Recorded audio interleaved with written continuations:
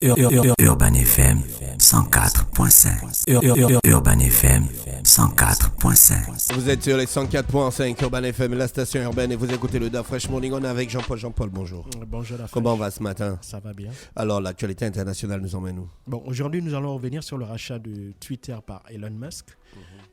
Il faut bien comprendre que, évidemment, ce rachat-là a quelque peu bouleversé, enfin pas bouleversé, secoué, si tu veux, l'univers de la Silicon Valley.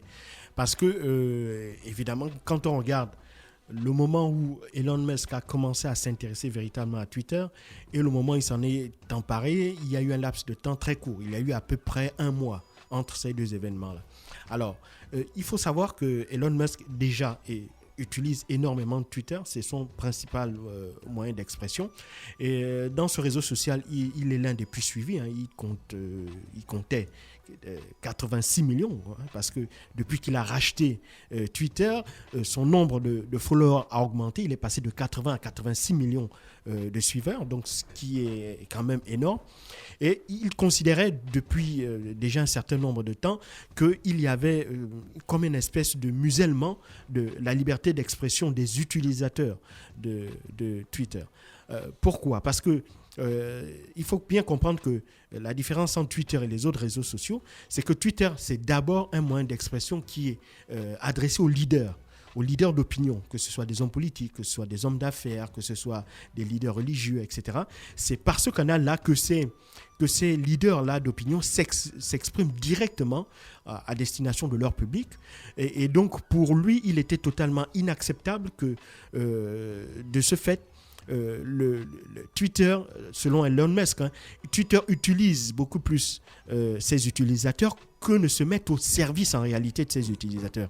Pourquoi ? Parce qu'il estime que le fait que l'on mette une espèce de restriction, une espèce de ce qu'il considère même presque de la censure dans les propos que les principaux utilisateurs, que les utilisateurs de Twitter peuvent employer, pour lui, c'est une restriction d'un point de vue de la morale qui n'accepte pas. Parce que pour lui, la liberté d'expression doit être totale. Mais attention, ça ne veut pas dire qu'il est un libéral absolu. Il est pour la liberté d'expression absolue. Non. Contrairement à ce que beaucoup de gens ont dit, ou j'ai pu lire dans beaucoup de journaux, ce n'est pas ce qu'il dit. Lui, il dit que la liberté d'expression, en réalité, ne doit être encadrée que par la loi. Donc, ce sont les États qui, eux, sont les seuls à devoir réguler ou contrôler la liberté d'expression, puisque ce sont les États qui garantissent justement cette liberté d'expression-là. Et donc, il ne voit pas pourquoi les réseaux sociaux, en l'occurrence, devraient se substituer aux États pour réguler la liberté d'expression. Ce n'est pas leur rôle. Eux, ils sont là pour mettre en place, si tu veux, les outils, donner des outils pour permettre aux gens de s'exprimer, de donner leurs opinions sans que ceux-ci ne soient d'une manière ou d'une autre, soient modifiés, soient restreints par justement ceux qui offrent ces outils-là. Et il en veut particulièrement aux responsables de la modération, ceux qui sont chargés évidemment de scruter les différents tweets qui sont balancés sur les réseaux sociaux et essayer soit en bloquer, soit parfois même retirer les tweets en question parce qu'ils estiment que ces tweets-là ne sont pas conformes, si tu veux, à leur vision de la liberté d'expression, parce qu'ils estiment que ce n'est pas la vision de l'État, mais c'est la vision plutôt des gérants du réseau social. Et donc, pour lui, c'est quelque chose de totalement inacceptable. Et il y a deux exemples pour ça. Le premier exemple, j'en avais parlé ici, l'affaire du New York Post, qui avait voulu, un mois avant l'élection présidentielle de novembre 2020, qui avait sur sa page de Twitter, justement, mis un article dans lequel il disait que Hunter Biden, le fils de Joe Biden, était accusé certainement d'avoir eu des liens ou d'avoir consommé de l'alcool, des drogues, et que surtout que son poste d'administrateur de l'entreprise Burisma en Ukraine n'était pas dû à ses compétences personnelles, mais plutôt dû au fait qu'à l'époque, son père était vice-président des États-Unis d'Amérique. Donc, le journal posait la question de savoir est-ce qu'il n'y avait pas un lien entre la position de Joe Biden à l'époque et celle de son fils dans le conseil d'administration de Burisma. C'est tout. Et évidemment, ce poste-là, s'il était sorti à ce moment-là, il aurait eu certainement d'autres répercussions, j'en avais parlé ici, et peut-être même changer l'issue de ce scrutin-là. Et donc peut-être que Joe Biden n'aurait pas été élu à la tête des États-Unis d'Amérique. Or, ce poste avait été bloqué par les administrateurs de Twitter. Ça, c'est la première chose. Et puis la deuxième chose, c'est qu'après les événements du 6 janvier, vous vous rappelez, où l'assaut donné par les partisans de Donald Trump contre le Capitole, eh ben, Twitter et Facebook et d'autres réseaux sociaux avaient décidé de suspendre à vie les comptes de Donald Trump. Donc ça, pour lui, c'est une deuxième forme de musellement, de violation de la liberté d'expression. Et donc, pour lui, c'est totalement inacceptable. Et donc, pour lui, ça, c'est la première chose. Et puis, la deuxième chose, c'est qu'il estime on peut améliorer la qualité de Twitter, on peut, selon ses termes, libérer son potentiel. Pour lui, par exemple, il y a des petites choses qui agacent les utilisateurs de Twitter. La première chose, c'est qu'on ne peut pas modifier son tweet. Une fois que vous avez fait un tweet, vous le balancez, eh bien, vous n'avez pas la possibilité de le changer. Même si, par exemple, vous voulez enlever une faute d'orthographe, une faute de syntaxe et tout, c'est plus possible. Vous ne pouvez pas modifier le tweet. La deuxième chose, c'est que pour lui, évidemment, il y a la présentation au niveau des couleurs, au niveau des... Pour lui, d'un point de vue également esthétique, il y a des choses que l'on pourrait faire. Et donc, pour lui, c'est pas possible que Twitter puisse avoir cette présentation-là. Donc, il y a le problème de la modération, il y a le problème de la présentation. Et puis, il y a un troisième volet. Là, on peut dire le contenant. C'est-à-dire que ça concerne l'algorithme même de Twitter, parce qu'il considère qu'il faut savoir que les réseaux sociaux fonctionnent sur la base d'algorithmes. Mais ces algorithmes-là sont fermés. C'est-à-dire que les gens n'y ont pas accès, on ne sait pas ce qui est dedans, on ne sait pas comment ça fonctionne. Et donc, pour lui, c'est une hérésie. Parce qu'il veut revenir, si tu veux, au début de l'informatique, il y a 30 ans, où c'était des geeks qui étaient enfermés. Quelqu'un mettait en place son algorithme. C'était ce qu'on appelle une open source, donc une source ouverte. Et puis, d'autres ingénieurs regardaient. Et puis, ils pouvaient dire, ouais, mais on peut améliorer la qualité de cet algorithme en changeant ici, en faisant ça. Et donc, ça participait, si tu veux, à l'amélioration même de l'algorithme et donc, in fine, à la qualité du fonctionnement du modèle. Et donc, Elon Musk veut revenir un peu à ces principes-là en permettant justement de Twitter, notamment à l'algorithme de Twitter, puisqu'en devenant le propriétaire de Twitter, il sera le propriétaire de l'algorithme, et ben de le mettre en open source et donc tout le monde aura la possibilité de regarder cet algorithme et parfois d'y apporter des modifications technologiques qui pourraient éventuellement l'améliorer. Donc, pour lui, c'est ça. Et donc, pour toutes ces raisons-là, il avait commencé à dire, bon, écoutez, moi, je vais rentrer dans le conseil d'administration en essayant de faire bouger les choses de l'intérieur. Mais apparemment, très vite, il a changé d'avis, puisque après avoir pris 9,5% de Twitter, il était entré dans le conseil d'administration. Et puis, certainement que ce conseil d'administration ne lui revenait pas, parce qu'il ne faut aussi pas oublier, hein, les gens ne le savent peut-être pas, mais la quasi-totalité des administrateurs de Twitter n'étaient pas les détenteurs des actions de Twitter. C'est-à-dire qu'ils avaient des mandats, des réels détenteurs de Twitter, mais eux-mêmes n'avaient pas d'action de Twitter. Donc pour lui, c'était encore quelque chose qui était totalement inacceptable et qui était vraiment étrange. Et puis, il faut aussi savoir que Elon Musk, là, cette fois-ci, frappe un grand coup. Parce que ceux qui s'intéressent au parcours de l'homme, depuis son entrée dans le monde de la haute technologie, notamment avec la libération, avec l'arrivée d'Internet dans les années 90, il a été l'un des fondateurs de PayPal. Après, il a réinvesti l'ensemble de son argent pour créer Tesla. Et ensuite, il a vendu la quasi-totalité des parts qu'il avait dans Tesla, parce que les gens ne le savent pas. Il ne détient que 18% de Tesla. Hein. Il n'est pas l'actionnaire majoritaire de Tesla, mais comme c'est un visionnaire, c'est un manager de très haute qualité, donc les détenteurs des 82 autres pourcents de Tesla, eh ben, les autres actionnaires estiment que c'est à lui, puisque c'est lui qui a eu l'idée, c'est lui qui est le visionnaire, c'est à lui donc incombe de continuer de gérer l'aventure de Tesla. Et puis, cet argent, il a immédiatement réinvesti dans SpaceX. Les gens oublient que lorsqu'il crée SpaceX en 2002, il a vendu la quasi-totalité de ses actions de Tesla. Il avait même hypothéqué ses maisons en Californie pour pouvoir lancer SpaceX. Tout le monde se moquait de lui en disant qu'on n'avait jamais vu une entreprise privée se lancer dans le monde de l'espace. Pourquoi ? Parce que c'est un monde ultra technologique. Et puis, c'est un monde qui demande des investissements énormes et sur le long terme. Et lui, il n'a pas eu peur, il n'a pas eu froid aux yeux.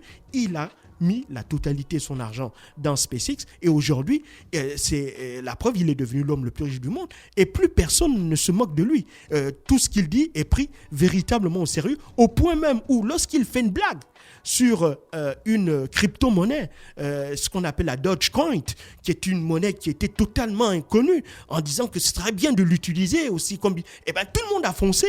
La Dogecoin a gagné plus de 60%. Sa valeur a augmenté de 60% du jour au lendemain. Et aujourd'hui, la Dogecoin est une crypto-monnaie qui est prise au sérieux. Alors que Elon Musk est venu dire, en fait, je blaguais, mais trop tard, tout le monde suit avec beaucoup d'attention ce qu'il dit. Et même, donc, lorsqu'il avait dit qu'il allait racheter Twitter, tout le monde s'est un peu foutu de sa gueule parce qu'on se disait que, vu le poids économique de Twitter, il n'aurait pas des coups franches suffisamment d'argent pour racheter, ou bien le courage, en fait. Il avait l'argent, mais on se disait qu'il n'aurait pas le courage de mettre autant d'argent, plusieurs dizaines de milliards de dollars. Et ben lui, il a fait. Il a apporté les 2 tiers en capitaux propres pour le rachat et puis le tiers restant, ce sont des banques qui le lui ont prêté avec un patrimoine, même si ça fluctue d'environ 260 milliards de dollars. On dit souvent qu'on ne prête qu'aux riches. Il n'a pas eu de difficultés à trouver des financements pour compléter et pouvoir acquérir ce rachat. Et puis, dans le point de vue de l'histoire, Elon Musk a toujours été quelqu'un qui est aux avant-gardes. D'abord, dans la voiture électrique, il a été le premier à mettre sur le commerce des voitures électriques aussi performantes que des voitures thermiques.